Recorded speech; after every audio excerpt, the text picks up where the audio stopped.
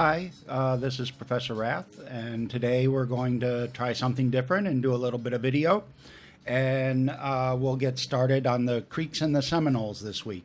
So I want to talk about them from before contact up until today. It's a very interesting story.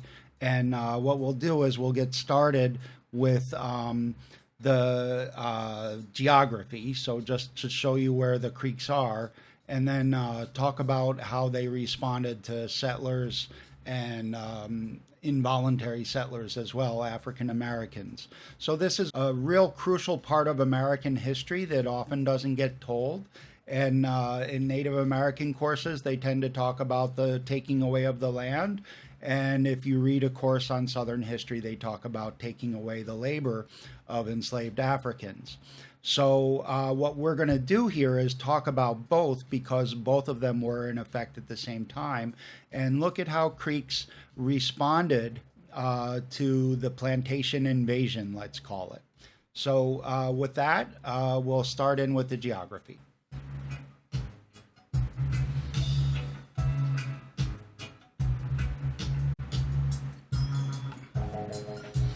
Okay.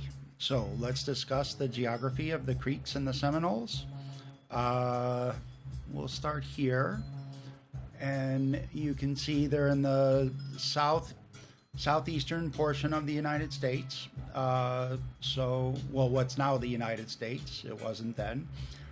And there's an interesting thing about maps is that they capture a moment in time. So the moment in time that we want to talk about, the Guales and the Calusas, and also a group called the Timucuas, were all in Florida.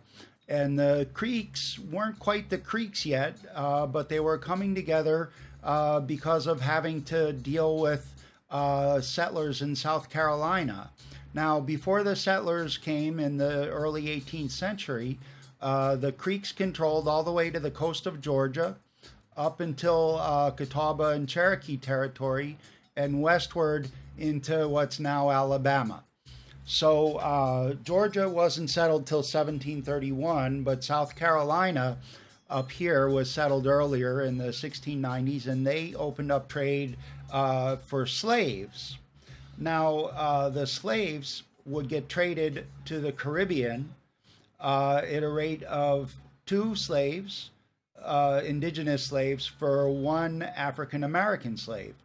And South Carolina, which became the richest plantation society in the United States and one of the richest in the world based on its rice plantations, actually would trade Indians that they bought from the Creeks and sell them into pretty much certain death in the Caribbean in return for 2 to 1 for an enslaved African. Now, the reason that it was 2 to 1, as far as I can tell, is that the Native Americans had to be displaced from their home in order to be valuable. So there was an incentive, if you're going to use them as slaves, to move them. So they were less valuable for supply reasons because there was an incentive to move them. And West African enslaved people were more valuable not because they could work harder or were more seasoned, as was often said, but because they weren't native to the land like the Indians were, so they were more valuable from a demand perspective. So what this did is it changed this geography over time so that the Creeks, they didn't sell other Creeks, so they had to obtain enslaved indigenous people. So they bought guns from the South Carolinians and went to war with the southern nations, these Guales, the Yamasees, the Calusas, and the Timucuas that I told you about earlier, along with some other groups along the Florida Panhandle and lower what's now Georgia. So they actually raided these as the Spanish were trying to set up settlements, and they more or less, not quite, but almost depopulated Florida, to the point that there wasn't a group of Indians called the Guales or the Calusas by 1715 in order to sell them into slavery in the Caribbean in exchange for guns. The South Carolina planters got slaves, enslaved Africans that they preferred over enslaved Indians. And the Creeks avoided being enslaved by being the enslavers with the guns. So this actually led to the Creeks growing quite spectacularly during this time. And once a war broke out with the Yamasee Indians over this, the Yamasees, the Creeks, and the Cherokees all got involved. This basically led to the Southern planters realizing that they basically destabilized the region too much when they traded in indigenous slaves. So instead, the trade shifted to deerskins from 1715 onward.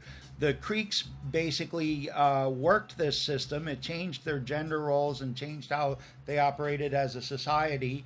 But men basically went out and instead of hunting for subsistence, hunted for the market. And women who had previously cleaned the skins and prepared the meat for food, prepared the rest of the carcass for food, ended up becoming full-time leather tanners.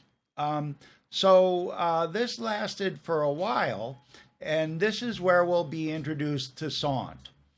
Let's move to our next map. Let's see.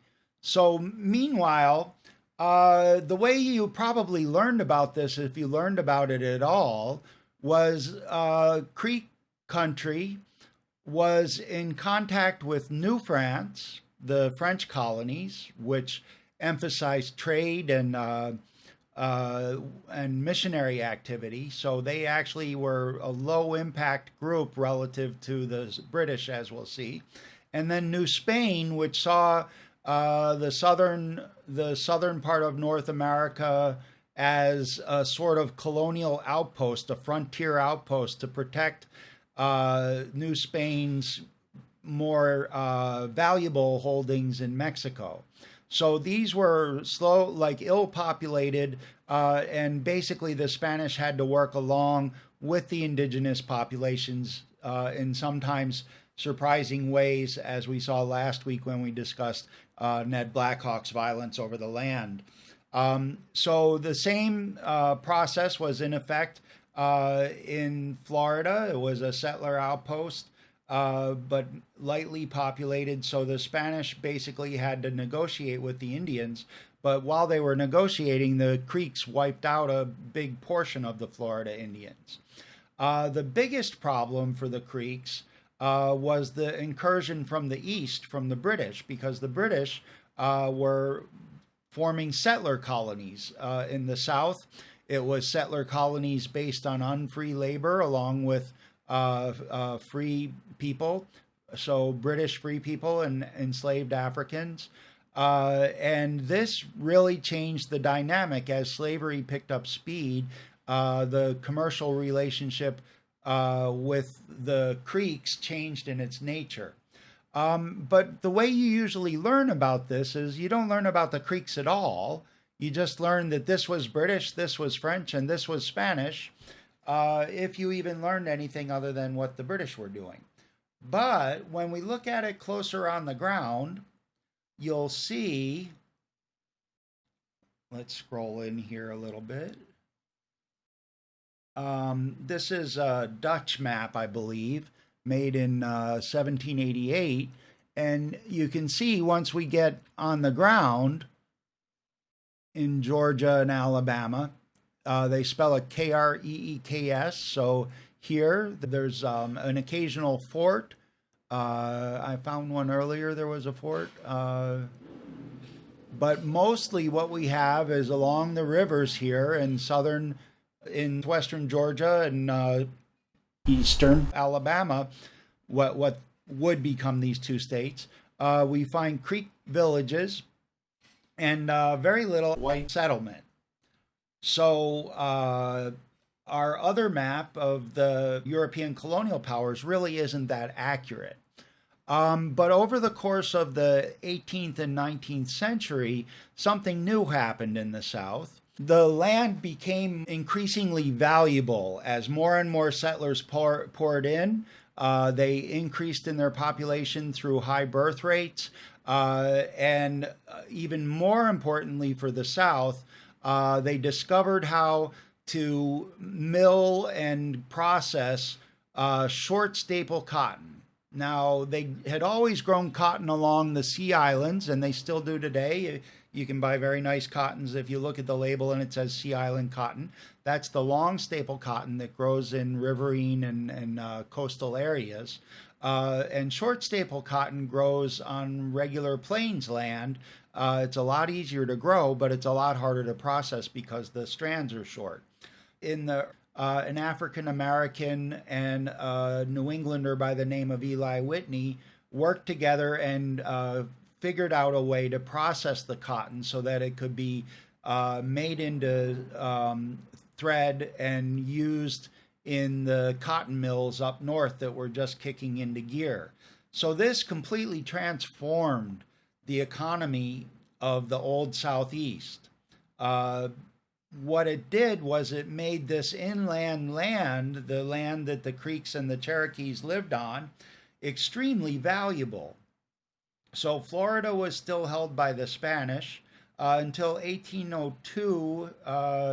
The Louisiana was held by the French, but they sold it to the Americans in 1804, I think. The Louisiana Purchase extended the United States into the West, almost to the coast. This extension was on paper only because they had to, what they called, extinguish the land claims of indigenous people that lived there already. What we see is that the Creeks and the Cherokees and the Choctaws and the Chickasaws and later the Seminoles are largely right smack in the middle of the southern cotton expansion, which took place mostly in South Carolina, Georgia, North Carolina, into lower Tennessee, Mississippi, Alabama, and so forth. So that land became increasingly valuable, and between the mid 18th century and 1820, huge incursions were made into Creek lands that reduced the Creek territory and the Cherokee territories to a fraction of what it formerly was. So they lost the coastal areas, they were pushed inland, and there was pressure, which we'll see when we get to Indian removal, that led to Indian removal as a forced policy. Now, we'll talk about that from a Creek and Seminole perspective, but basically the Creeks, the Cherokees, the Chickasaws, and the Choctaws and the Seminoles constituted what are known as the 5 civilized tribes. And the reason they were called the civilized tribes is a fellow named Benjamin Hawkins, who plays a big role in Saunt's book. He was the Southern Indian agent who figured himself to be a friend of the Indian, and that what they needed to do was learn farming and learn to be civilized, learn to read and write, develop constitutions, and then they would just assimilate into the U.S. population and become like any other U.S. citizens. Now, there's a bit of a rub to this. It sounds very nice, but it ignores the fact that the Creeks had already been in contact with Europeans for many years. Some of them even had plantations with slaves on them, as we'll see in Saunt. And they also had been farming since before contact, just with women farming instead of men. So the Europeans kind of didn't see it as farming because men weren't doing it. And getting the men to farm was crucial because the men basically roved across all of this Western territory hunting.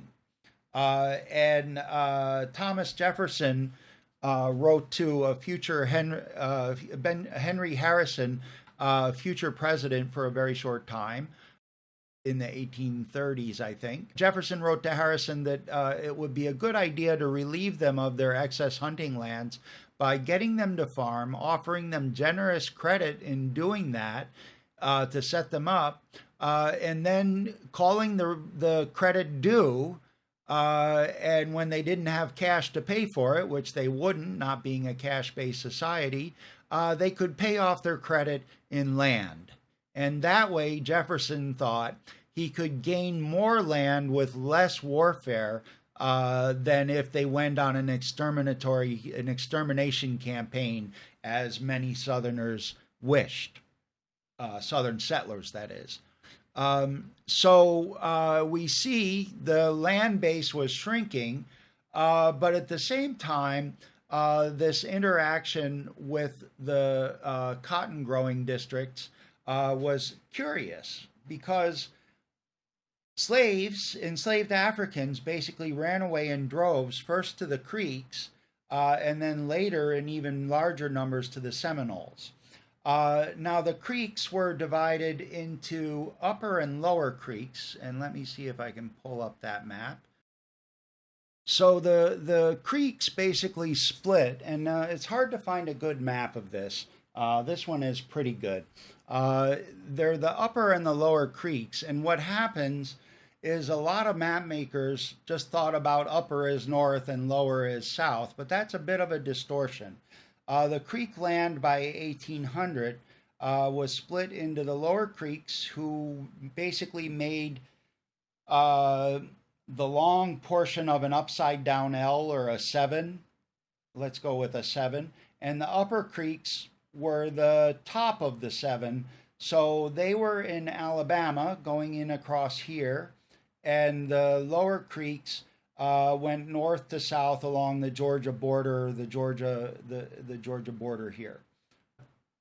The lower Creeks, being further east, had more contact with the settlers, and actually intermarried to the point that a number of mestizos, part Indian and part white, basically Hapas for the colonial era, came in to greater power in the Creeks, especially in the lower Creek areas, and thought to take part in the plan of civilization, that it was the best of not so great options. So rather than lose all their land and get exterminated, this argument went, they should adopt the plan of civilization and try to keep what they had. Now, it's important to note that the Creeks never, ever adopted the part of the plan of civilization that included giving up all their lands. They owned their lands communally, and they renewed that commitment to own their lands communally in the face of settler desire that they break it up into individual holdings. So the reason that's important is because the settlers couldn't get their hands on the Creek land as easily as they would have been able to if it were divided individual holdings. And if you're familiar with Hawaiian history, we run into this with with the Great Mahele. And if you've taken a Native American history course before, we'll see this on a much larger scale at the end of the 19th century with the Dawes Act, where they actually break up communal ownership into individual land holdings, ostensibly as a civilizing effort, but practically as an effort to loosen up the indigenous hold on their own lands so that it could be sold off and the nations broken up into individual parcels rather than communally held. The Upper Creeks, however, tended to oppose they tended toward a more traditional approach. And this wasn't hard and fast. Some of the Upper Creeks did have plantations, and some of the Lower Creeks did end up adopting the more traditional roles, but it tended to be the ones that managed to isolate themselves more, to segregate themselves from contact with the settlers, tended toward a more traditionalist approach. Now, both groups had to confront the fact that African Americans saw it as advantageous to run away to the Creeks, so they had to figure out what to do. So some of the Creek towns had agreements where they were supposed to return African Americans, but basically, if they liked them, they ignored that duty to return and would incorporate uh, formerly enslaved Africans into their society. Now, they might do this nominally as slaves, so that they were slaves in name, but this ended up being more of a clan system. And some of the plantations, the plantation owner was the poorest person because they had to provide for all the enslaved people who were enslaved in name only. And rather than being enriching the owner basically was responsible as sort of a chief of the slaves on the owner's plantation. So it was still slavery, but a very different form of slavery in name only, basically, from the sort of slavery that you run into in South Carolina and Georgia. So others basically adopted escaped Africans into their societies and basically made them separate but full members of the Creek social order. This caused a lot of dissent, and a bunch of lower creeks broke off. And as we'll see, with all the unsettling military actions going on, combined with refugees from the West and refugees from the depopulation of Florida, into a new group that was a mixture that was perhaps mostly Creek, but also a lot of other groups. Muscogee, which is the Creek language, and Muscogee, the language of a number of the Florida Indians and the Western Indians. These groups came together, but in order to do political work, they sort of adopted Creek as a lingua franca. So when you read about this, and Saunt pretty much goes along with the traditional story, when you read about it, it's discussed as the Seminoles are basically breakaway Creeks. They are, but that's not all they are. So they're breakaway Creeks who mixed with the refugees from the other unstabilizing, destabilizing things going on, including the actions of the Creeks themselves in Florida, and with runaway enslaved Africans. And the Africans were some of the best Indians out there when it came to warfare, because it wasn't just their land at stake, it was their freedom and their lives. Like basically, if they lost in the fight, they got re-enslaved.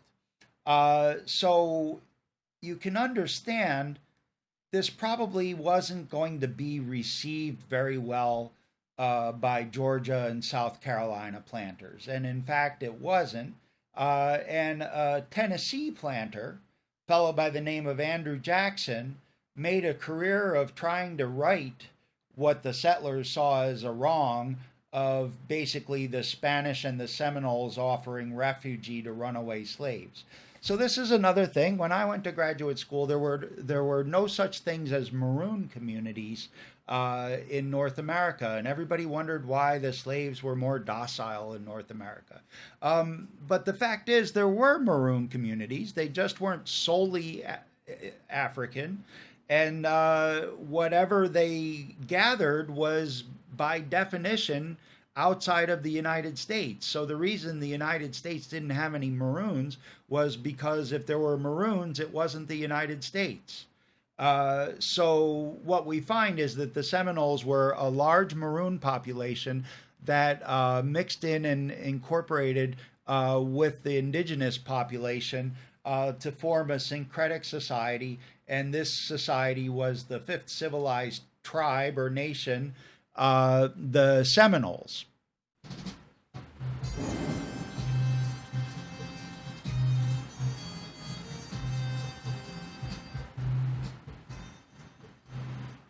Okay, I'm back. And apropos what I was telling you the other day about land and labor being treated together, when we talk about the taking of indigenous land, we need to think about what it was used for. So I want to walk through that a little bit today.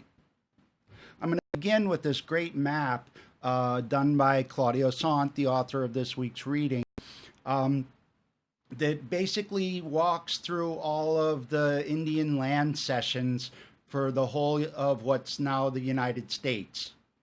So all the land cessions made. The key is important.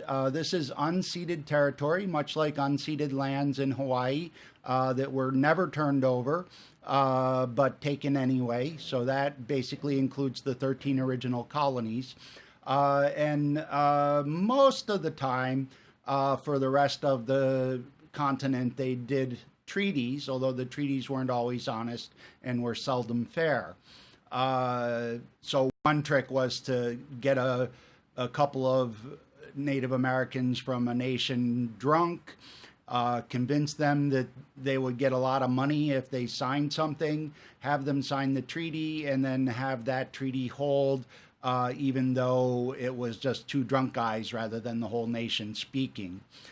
So that was one tactic. There were some dirty tactics used on Creek land.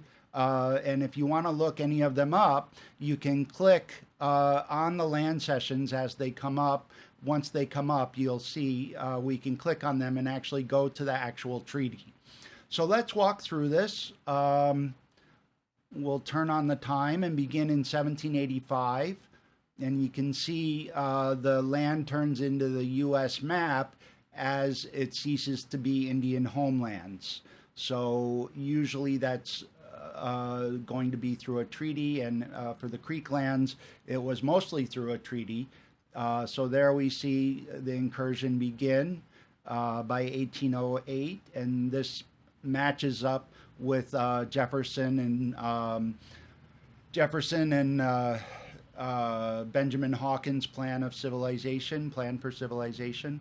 And you can see by 1822, much of the Creek land is gone.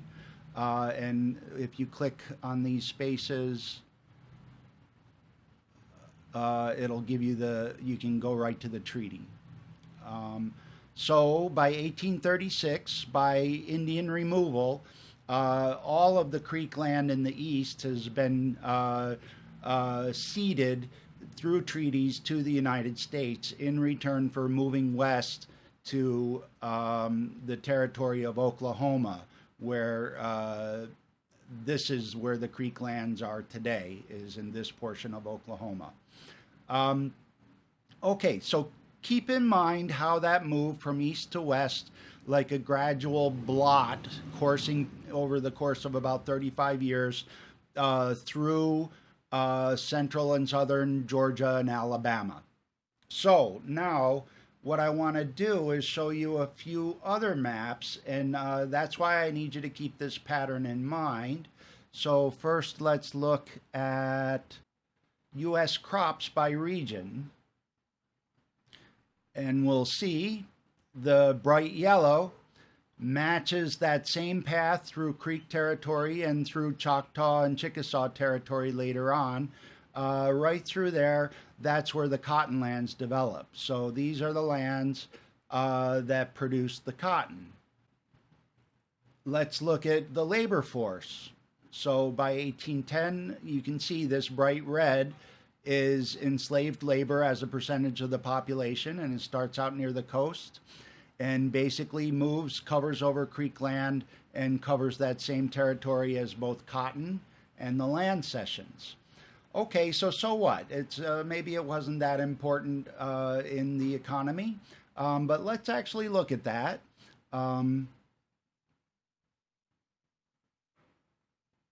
Cotton production during this time grew exponentially. So starting in 1790, before the cotton gin, which we talked about that whole economy of short staple cotton in the previous video, grows from pretty much close to zero. By the outbreak of the Civil War, it's up to, what is that?